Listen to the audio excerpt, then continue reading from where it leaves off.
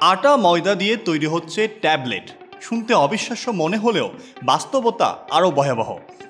নকল ও ভেজাল ওষুধের বাজারে সয়লাব, একটি নীরব মহামারী যা প্রতিদিন আমাদের স্বাস্থ্য ব্যবস্থাকে দুর্বল করে দিচ্ছে।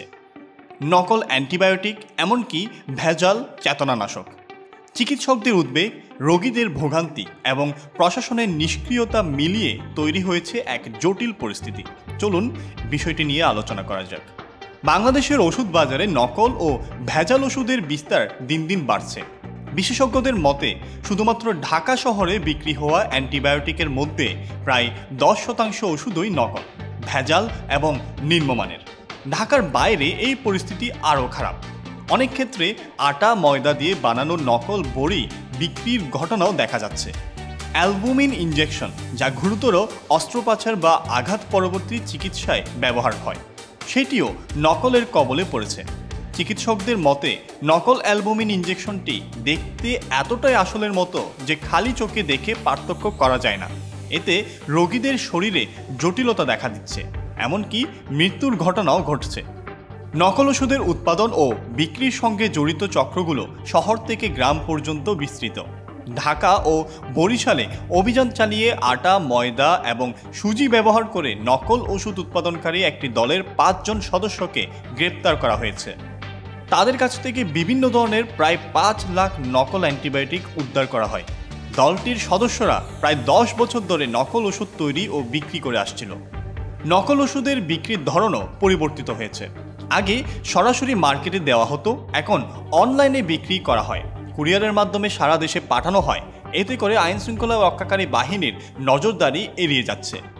2023 সালে পাশ হওয়া ওষুধ ও কসমেটিক আইনে নকল ও ভেজাল ওষুধ উৎপাদন ও বিক্রির সঙ্গে জড়িত ব্যক্তির যাবজ্জীবন কারাদণ্ডের বিধান রাখা হয়েছে, কিন্তু এখন পর্যন্ত কাউকে যাবজ্জীবন সাজা দেওয়ার নজির নেই। বিশেষজ্ঞরা বলছেন, আইনের কঠোর প্রয়োগ ও দৃষ্টান্তমূলক শাস্তির অভাবেই নকল ওষুধের উৎপাদন ও বিক্রি বন্ধ হচ্ছে না। Consumers Association of Bangladesh CAB vice president এস.এম. নাজের হোসেন বলেন, এক্ষেত্রে আমরা সরকারের দায়িত্বশীলতার ঘাটতি দেখতে পাচ্ছি, যার কারণে কঠোর আইন থাকার পরও বাজারে ভেজাল ও নকল ওষুধের দৌরত্ব দেখা যাচ্ছে। নকল ও ভেজাল ওষুধের কারণে রোগীরা সঠিক চিকিৎসা থেকে বঞ্চিত হচ্ছেন। চিকিৎসকরা বলছেন, ভেজাল ও নকল ওষুধ দুইভাবে মানুষের স্বাস্থ্যের ক্ষতি করছে। তাৎক্ষণিক ক্ষতিটা হলো রোগীর ভোগান্তি। আটা ময়দা দিয়ে বানানো নকল ওষুধ যেহেতু কাজ করতে পারে না, সেক্ষেত্রে রোগ সারছে না।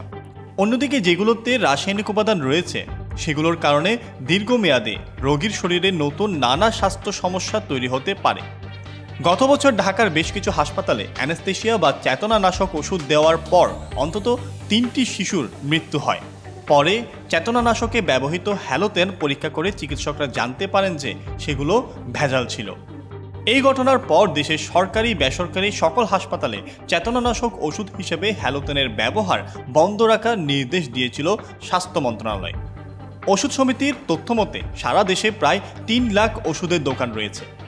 এসব ফার্মেসির মধ্যে বড় একটা অংশেরই অনুমোদন নেই। আবার যেগুলোর অনুমোদন রয়েছে, নজরদারির অভাবে সেগুলোর মধ্যে অনেক ফার্মেসি নিয়মনীতি মানছে না। ওষুধ সংরক্ষণের জন্য বিশেষ ধরনের পরিবেশের প্রয়োজন হয়, কিন্তু অনেক ফার্মেসিতে এসি এবং ফ্রিজ নেই, ফলে ওষুধের মান নষ্ট হচ্ছে। এই সংকটময় পরিস্থিতিতে আমাদের সবার সচেতন থাকা জরুরি। আপনারা কি মনে করেন, নকল ও ভেজাল ওষুধের বিরুদ্ধে প্রশাসনের আরও কঠোর পদক্ষেপ নেওয়া উচিত কিনা? ফার্মেসিগুলোর মান নিয়ন্ত্রণে কী ধরনের উদ্যোগ নেওয়া যেতে পারে? জনসচেতনতা বাড়াতে কী ধরনের প্রচার কার্যক্রম চালানো উচিত? কমেন্ট করে আমাদের জানান এবং ভিডিওটি ভালো লাগলে লাইক, শেয়ার, সাবস্ক্রাইব করে বেল বাটনটি চাপ দিতে ভুলবেন না। ধন্যবাদ।